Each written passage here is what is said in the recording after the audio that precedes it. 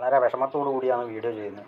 കാരണം അറിയാമല്ലോ, ഇന്നലെ ഉണ്ടായ എയർ ഇന്ത്യൻ്റെ വിമാനം അഹമ്മദാബാദിൽ ഇവിടെ തന്നെ ലാൻഡിങ്ങിൻ്റെ പൊസിഷനിൽ ആ ഭാഗത്ത് തന്നെ ആക്സിഡൻ്റ് ആയിട്ട് കത്തിപ്പോയിട്ട് ഒരുപാട് പേര് മരിച്ചുപോയി. അപ്പോൾ ഒരാൾ മാത്രമേ രക്ഷപ്പെട്ടു. അയാൾ എന്ന് പറയേണ്ട ആ ഒരു എമർജൻസി എക്സിറ്റ് വഴി പെട്ടെന്ന് ചാടിയുകൊണ്ട് പരിക്കുകളുണ്ട്. പക്ഷേ പെട്ടെന്ന് തന്നെ ജീവിതത്തിലേക്ക് തിരിച്ചു വരാൻ പറ്റുമെന്ന് പ്രതീക്ഷിക്കുന്നു. പക്ഷേ മറ്റുള്ളവർ ആരും രക്ഷപ്പെടാഞ്ഞെന്ന് പറഞ്ഞാൽ അറിയാലോ, നല്ല പോലെ കത്തിന് വിമാനം നല്ല പോലെ ഇടിച്ച് കത്തിയിട്ട് ആരെയും എന്താ പറയണ്ടേ, ആർക്കും രക്ഷപ്പെടാനും ആരെയും രക്ഷിക്കാനും പറ്റാത്തൊരവസ്ഥയിൽ പോയി.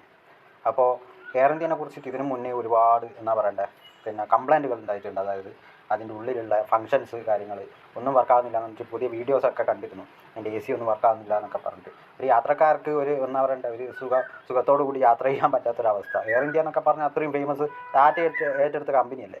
എന്നാലും ഇങ്ങനെയൊക്കെ ചെയ്യുക എന്ന് പറഞ്ഞാൽ, അതും ഈ ലാൻഡിങ്ങിൻ്റെ ടൈമിൽ തന്നെ 2 എഞ്ചിനും കേടാവുക. അപ്പോൾ നിങ്ങളൊന്ന് ആലോചിച്ച് നോക്കിയിട്ട് അതിൻ്റെ മെയിൻ്റെനൻസിൻ്റെ വർക്കൊക്കെ ഇത്രയും ഒരു തകരപ്പാട്ട പോലത്തെ സാധനങ്ങൾ. ഇപ്പം നിങ്ങളൊന്ന് ആലോചിച്ച് നോക്ക്, മറ്റേ KSRTC ബസ്സിൻ്റെ ഒക്കെ ലൈറ്റൊന്നും വർക്കാവാത്ത പോലെയാണ് ഇതിൻ്റെ ഉള്ളിലുള്ള ഫങ്ഷൻസ് ഒന്നും വർക്കാവുന്നില്ല. അതായത് യാത്രക്കാർ എത്രയോ ദൂരത്തേക്ക് എന്താ പറയണ്ടേ വിമാനം ആശ്രയിച്ച് പോകുന്നവരെ മൊത്തം എന്താ പറയണ്ടേ എന്താ പറയണ്ടേ ഇത്രയൊക്കെ സൗകര്യം മതി എന്നുള്ള ഒരു ആറ്റിറ്റ്യൂഡ് വെച്ച് കളിക്കുന്ന ആൾക്കാരാണ്. അപ്പോൾ ഇതിലൂടെ ഇപ്പോൾ ഒരുപാട് പേരുടെ ജീവൻ എടുത്തതിന് ശേഷമാണ് ഇതൊക്കെ നന്നാക്കുക. അതിന് മുന്നേ ചെയ്യൂല. ഇങ്ങനെ എന്തെങ്കിലും ഒരു അപകടം വന്ന് അതിലൊരുപാട് പേര് മരണപ്പെട്ടാൽ മാത്രമേ ഇതൊക്കെ ശരിയാക്കൂ. ഇത്രയും വലിയൊരു കമ്പനി ഏറ്റെടുത്തിട്ട് എല്ലാവരും ഇപ്പോൾ എന്ന് വെച്ചാൽ ഒരുപാട് വിമർശനം ഈ എയർ ഇന്ത്യനെ കുറിച്ചിട്ട് ഇപ്പം നിലവിൽ വന്നിട്ടുണ്ട്. അപ്പോൾ ഞാൻ പറയുന്നൊരു കാര്യം എന്ന് പറഞ്ഞാൽ, ഇതൊക്കെ എന്താ പറയണ്ടേ ഒരു മെയിൻ്റെനൻസും ചെയ്യാത്തതുകൊണ്ട് ഇത്രയും കംപ്ലൈൻറ്റുകൾ. ഇനിയിപ്പം ബ്ലാക്ക് ബോക്സ് ചെക്ക് ചെയ്താൽ മാത്രമേ കാര്യങ്ങൾ പിടി കിട്ടൂ. അതിപ്പോൾ അതിലെന്തെങ്കിലും ഇനി എന്താ പറയണ്ടേ വേറെ എന്തെങ്കിലും ഒരു അട്ടിമറി നടക്കുമോ ഒന്നും പറയാൻ പറ്റില്ല. ഇത് കമ്പനിക്കൊരു എന്താ പറയണ്ടേ കമ്പനീൻ്റെ ഭാഗത്തുനിന്ന് ഒരു പ്രശ്നമില്ല എന്നൊക്കെ പറഞ്ഞിട്ട് ഇതാക്കുമെന്നൊന്നും പറയാൻ പറ്റില്ല.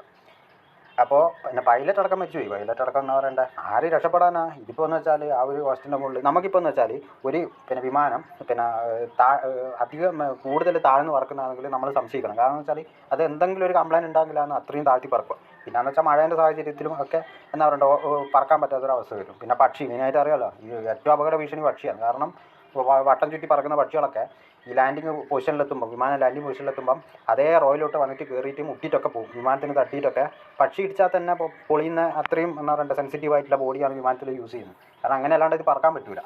അതിന് വേറെ ടെക്നോളജിയും കാര്യങ്ങളൊന്നും വന്നിട്ടില്ല, ഇതുവരെ വന്നിട്ടില്ല. ഇനിയിപ്പം വരുമെന്ന് പറയാനും പറ്റില്ല. പക്ഷേ ഇതേപോലെയുള്ള എന്താ പറയണ്ടേ ഒരുപാട് ആൾക്കാരൊക്കെ ഇങ്ങനെ മരിച്ചു വീഴുന്നൊരവസ്ഥ. എന്നിട്ട് അതിന് ശേഷം ഇതേപോലെ കമ്പനിയൊക്കെ എന്താ പറയണ്ടേ അത്യാവശ്യം നല്ലപോലെ അപ്ഡേറ്റ് ആക്കുന്ന ഒരു കാര്യം. അതായത് ഒരുപാട് പേര് പോയതിന് ശേഷമായിരിക്കും ഇതേപോലെയുള്ള ആൾക്കാർ ഈ കമ്പനിയൊക്കെ കമ്പനീൻ്റെ ഭാഗത്തുള്ള തെറ്റുകൾ മനസ്സിലാക്കുന്നത്.